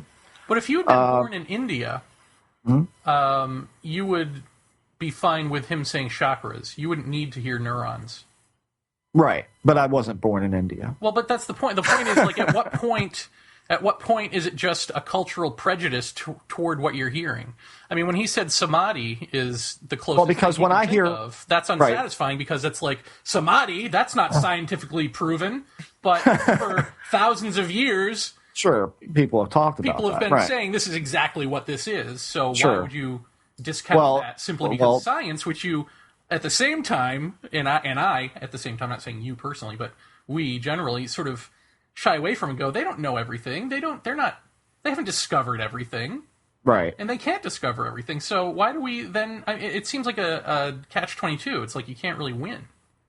Well, that's true. That's true. I think being a child of the 80s, the first time I ever heard chakras was Out on a Limb with Shirley MacLaine. I wouldn't believe I'm just in telling you the either. truth. I have zero belief in chakras. I have zero belief in any of this stuff. I just have experienced some things that have changed my mind. So it's not a belief; it exists. You know what I mean? Right. I don't know what it is. I can't tell you because I refuse to study any of this stuff that's going on in me because I don't want to prejudice it. Absolutely. But it's clearly these energy centers, whatever their function. When you see a light in your chest, like ET, then you. When you see a light in your chest. Right. That would be a clue. There's something going on there, and whatever that. I mean, we've talked about this when we talk about occult definitions. Back when we had Mitch on the show, and we talked about, I think, on air and off air about how ritual terminology and practice and magical practices and all this stuff may represent something much deeper that we don't even really understand, and we're just attaching these terminologies to it, which or all these terms to it. Just like we attach the term chakra to something, which tends to have, for some people, a lot of New Age baggage along with it. But in fact, this can be experienced. You have experienced something that I wouldn't know what else to call it but that. So there is definitely something there to it. I think that when I have an astrophysicist on the show, I'm expecting, and maybe it probably was part of my own expectations, but I'm expecting to hear, well, something like that could be explained by this. And while it might not explain it exactly, I get a feeling of the flavor here of something that we know of in quantum mechanics or something that we know in astrophysics or what have you. I did not expect the standpoint of everything is on the table because I'm sorry, I don't think everything's on the table. I mean, that's why I kind of pressed him about the issue of, when you say extraterrestrial, are you talking about nuts and bolts, flesh and blood beings? And he said, well, yes, very much. And then when I said, well, lay into the Valet-isms a little bit and give it sort of that angle, he wasn't opposed to that either. I'm like, okay. So how do we study something that is looked at by a physicist in a conversation like that as like everything's on the table? I mean, I have to, in a discussion, something has to be narrowed down a little bit at least. I mean, give me something here. I mean, I think what I walked away from it was that an incredibly intelligent man, probably a brilliant physicist or wouldn't be where he is. But at the same time, I don't want to say it's disconcerting, but I don't know, you get kind of a strange feeling when you think about someone of his intelligence who seems to subscribe to some of the things that he does. And you just think to yourself, these people, scientists and other scientists like him, are not predisposed to saying this is all bullshit. In fact, some of them are a little too open, you know. And I don't know. I would feel maybe he's a little too open to all sorts of different things. Well, how would you take things off the table when all of it's unknown? I mean, the point I think from his point of view wouldn't be to add or take away. It would be to say, I've got Eureka. I've got this unified theory that makes sense of everything, whether that parts of that everything are complete crap or not, is sort of irrelevant.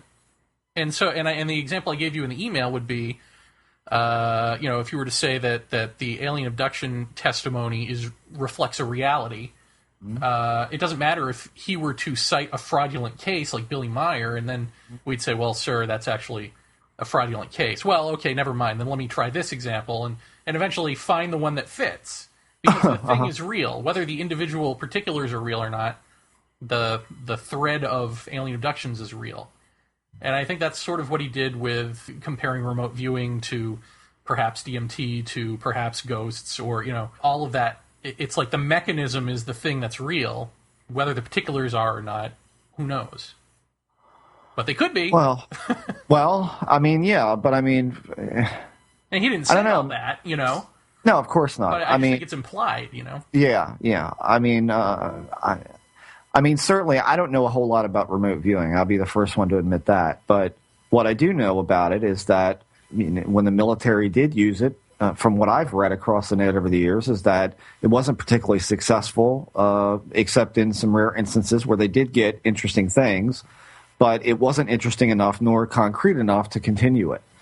It's continued on since then in other venues, I'm sure. I'm sure that there are corporate remote viewers and stuff like that can help people or not. But I mean, myself, I've tried stuff just along with my wife, just a simple experiment. And I got something that was akin to what she was picturing in her head, a certain place that she had, just concentrated on, and there it was. And I didn't pick the exact spot, but I picked all of the textures and colors of this place. So is there something to it? I can see where there could be something to it. So if you were to say... Can I base an entire framework upon that to then build up to scientific explanation of the reverse? No, I can't do that. I don't think that's what he's doing. I think he's got this scientific explanation. He's got this template laid out, right? This is how everything could work. And then he's picking and choosing within that template what most sounds like what we're talking about. I see. And so it's like, well, Terence McKenna, he saw these DMT elves, and he felt like he was there. Was that a standalone world, or what do you think that was? Well, it was probably a standalone world. Probably what happened was, if we look to the remote viewing literature, which most looks like what we're talking about, I see.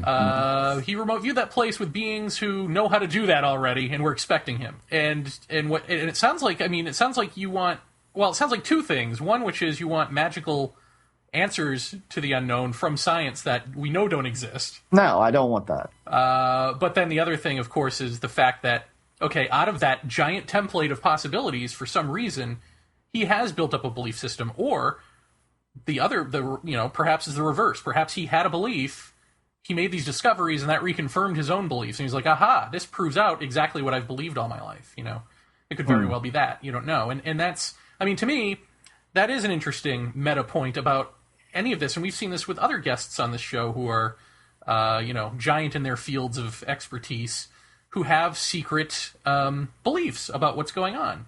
And those beliefs, if you ever heard them, you'd be like, what?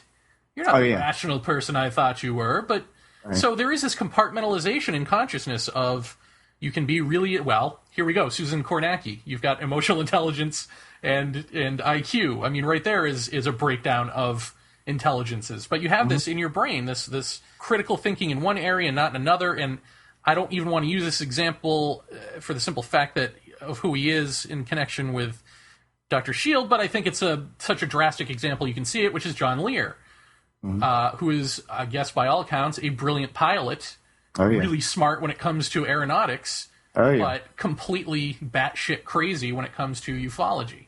How is that possible in the same brain? It just is, And I'm not saying Dr. Schild is batshit crazy. I'm not saying that at all. No.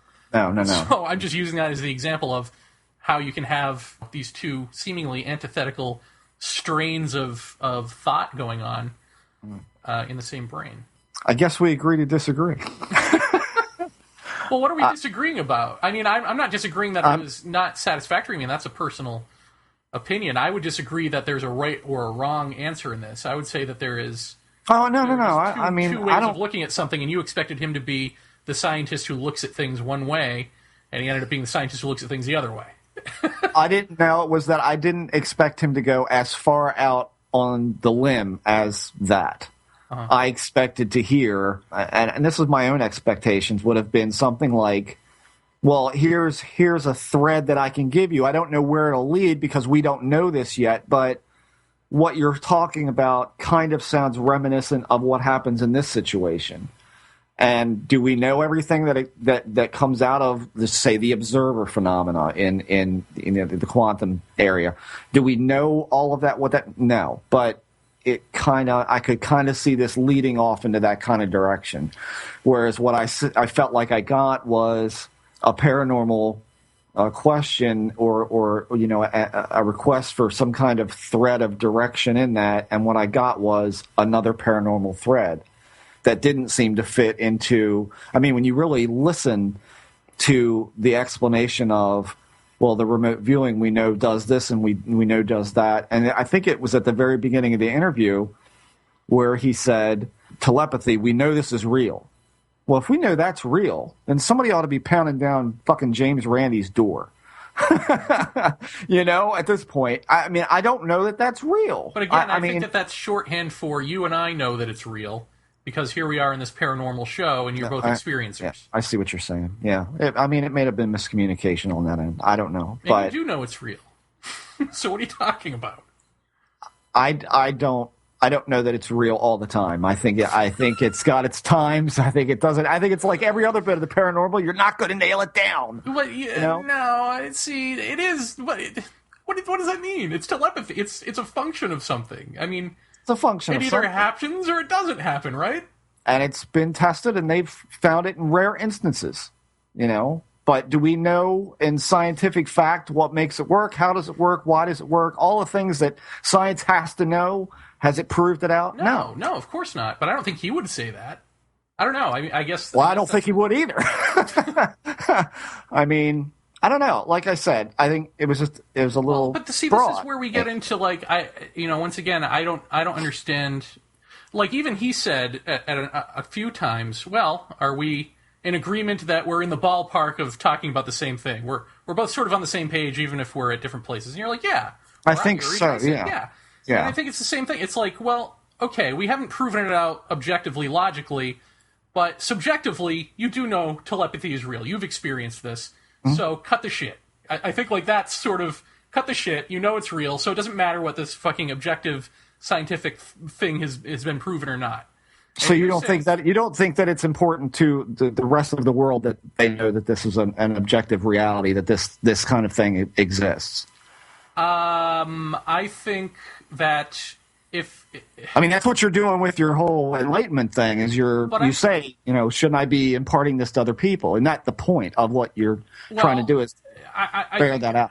I think that the point is that there is no objective, like you said, there is no objective scientific answer for it. However, we do know it exists subjectively because we've experienced it. And so it's disingenuous to expect a physicist to give you an objective answer that proves something that when that doesn't exist. And it's also disingenuous to pretend that it doesn't exist simply because it hasn't been objectively proven since you have experienced it. Does that make sense?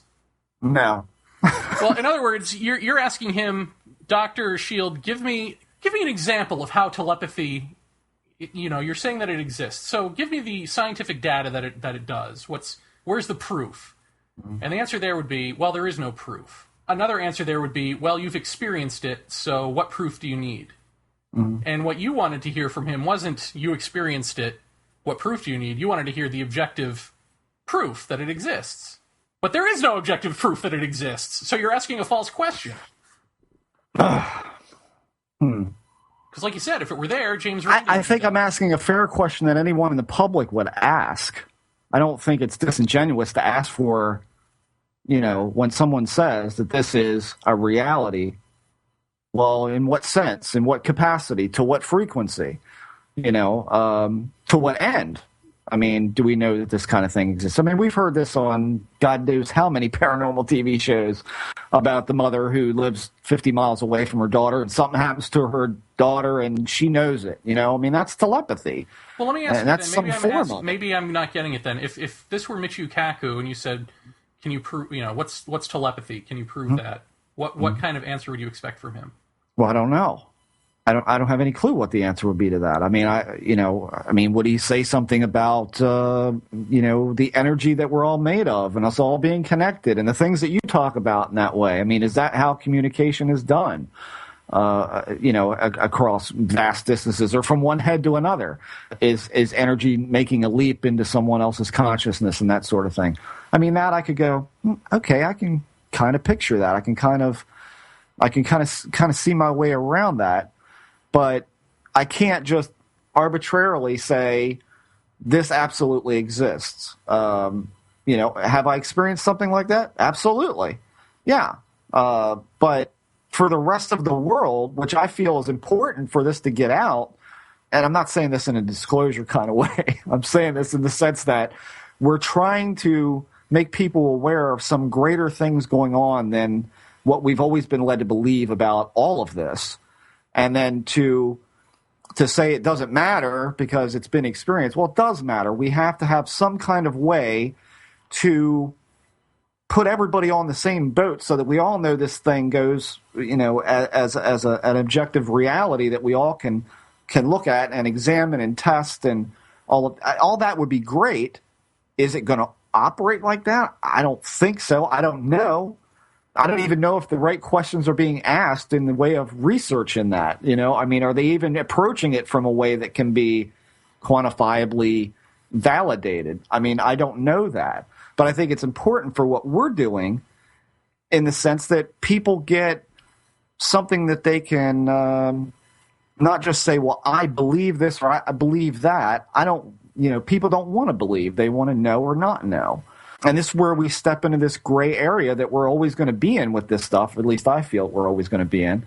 I think it's just like your frustration with relating your experiences and how we all can do this. I mean, I don't think I've ever heard it come out of your mouth that I'm this special guy who did this special thing and I'm now this special person because of it.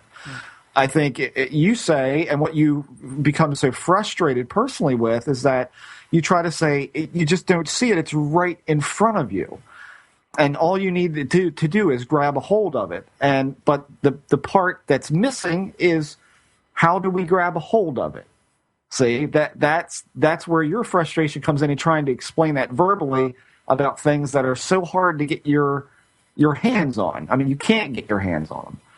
And I've experienced only the tiniest bit of that being everything and that letting go and, what you've basically laid out for me in certain ways that I've kind of got my head around your idea. I think it's important for everyone to know that, just like you think it's important for everybody to know the experience that you can experience just like you had. And I think when we start talking about paranormal issues and somebody just comes off and says, we all know ghosts are real.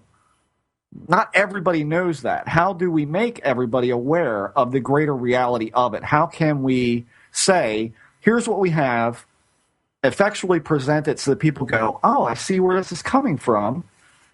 And then along with what Dr. Schild says about, just take, for instance, where he's examining the pulsar coming through a galaxy and it's bending, splitting the light in two ways, and this is how this could work.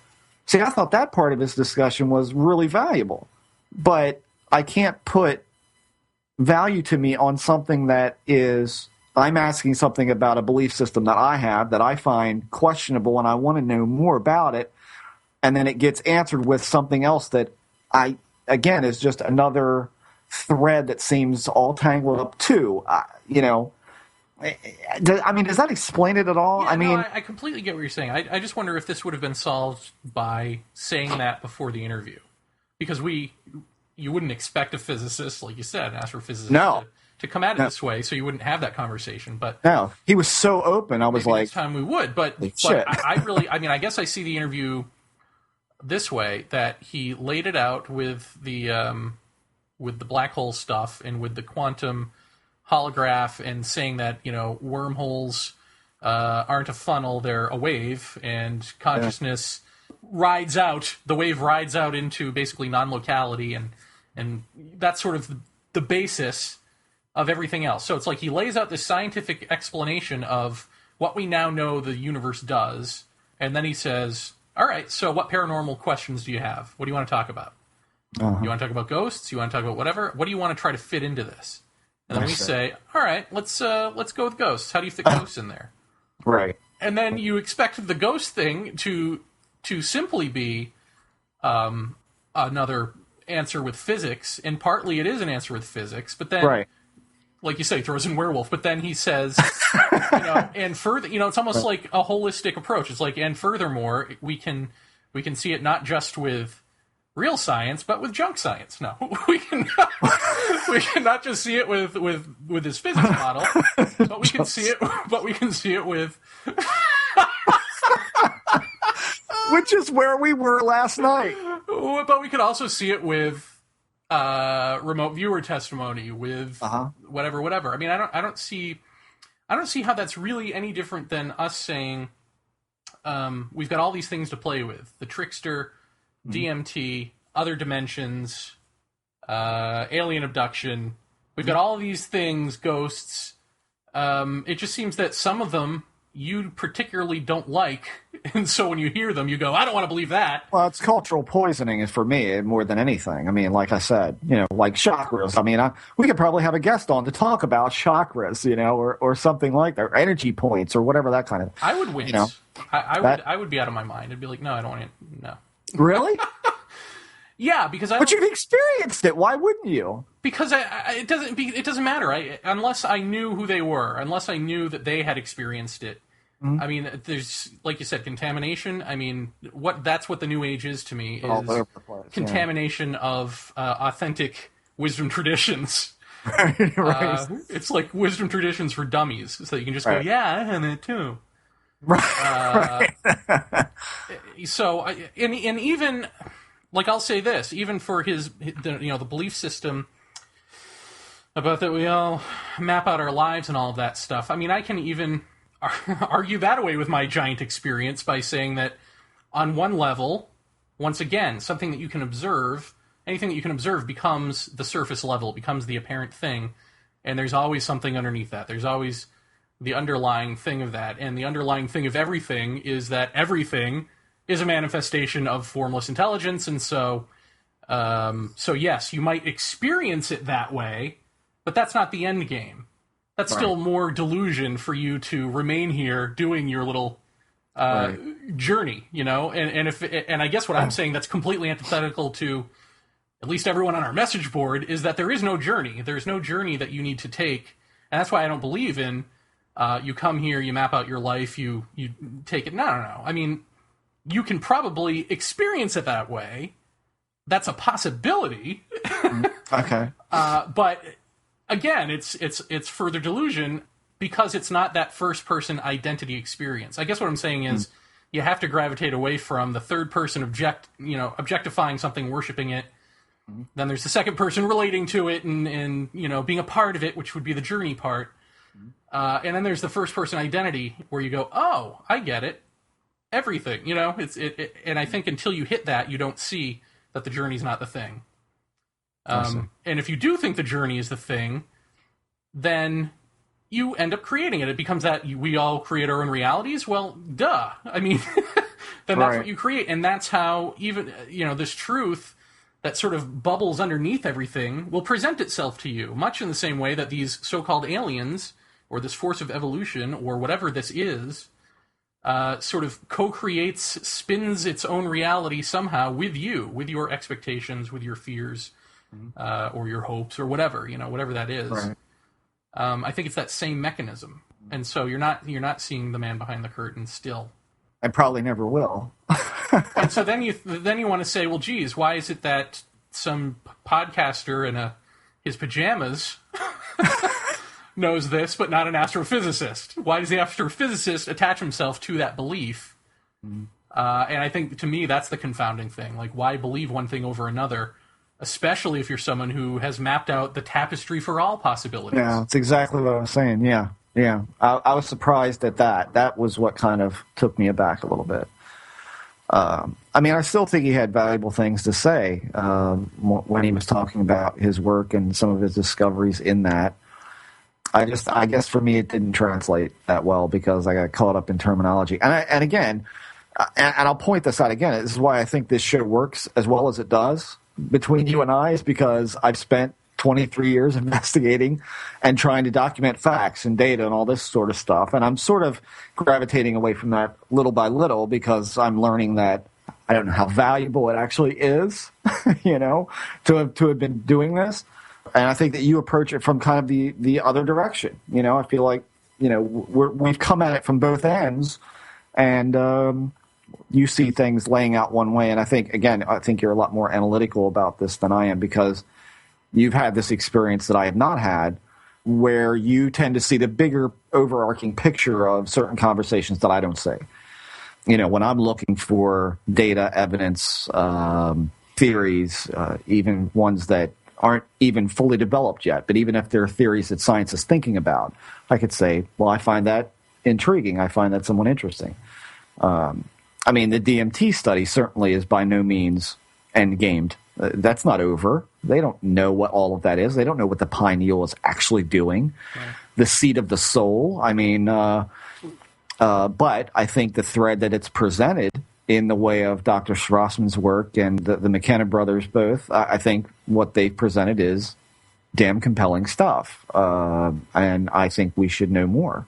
Yeah. And I think that Dr. Schild's work, when it comes to looking at how you're actually seeing through time when you're looking at lights from distant galaxies, stars, pulsars, what have you, I think that's pretty damn interesting too. But it's not an end game. It's not. And I think what I was looking for is just, give me a thread of something. Give me a little thread of something that could maybe we could probably theorize into, or maybe draw some parallels to. And, instead I got werewolves.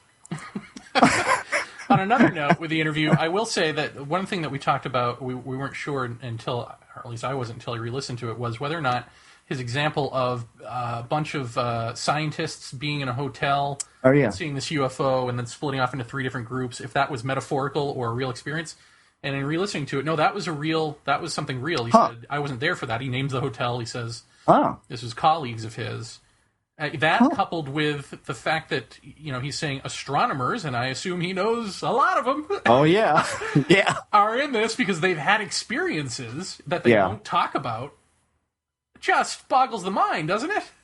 It's the underlying current, isn't it? We talked to Dr. Matloff, who said much the same thing about NASA engineers and all of those guys. That they've had experiences that they won't talk about, and they listen to. All have these sorts of beliefs that we don't know about. Maybe they all think the same similar things. Yeah. That's that again. Multi-level experience, multi-level in our culture. It's ingrained in our culture that way, and it's just a shame that that they won't come out and talk about these things for fear of reprisal, work and their ethics and all of that, and not to mention disputes and sanity. Well, I think that's it. I think it's that science, the thrust of science has been to dismantle the junk parts of religion and magical thinking and the stuff that doesn't work and that has been oppressive, and I think to step forward and say something that sounds reminiscent to magical thinking at this point would be to destroy themselves as the new religion that they've evolved into. Right. And for me, again, just to go back to our show, that's the reason that I'm looking for something like that is again, that the general public needs to have a little more than, what a paranormal show believes. I want to give something more than that. Whether or not we can or we do, I don't know, but that's what I'd like to see happen. And that way, I mean, you said to me yesterday, somebody on our message board has been inspired to talk about what's happened to them just by listening to what we've had to say on our own, which is fucking mind-blowing to me that anybody would listen to these two idiots. And but I mean, I was there at one point, and somebody said something, and I thought, you know what, I could do that, I could say that, and not sound like an idiot. And as long as I present it in the most straightforward, honest way I can, not leave out any little detail, then nobody can think bad of me for wanting to talk about that. I would like to see these NASA scientists, these astrophysicists, these medical practitioners come forward and say, I've had this experience. This does represent something to me that was a real experience. We need to learn more about this, because ultimately I think that, and not to make it sound too grand, but I think that the notion of the world finding out that there's far more about all of this than we have been told about, and that includes religions of every sort, could conceivably change the world, could conceivably change the way we look at the world and look at each other. And rather than pointing knives and guns at everybody that we see that doesn't look like us or doesn't believe the same things we do, I think something that touches all of us in this world is this other.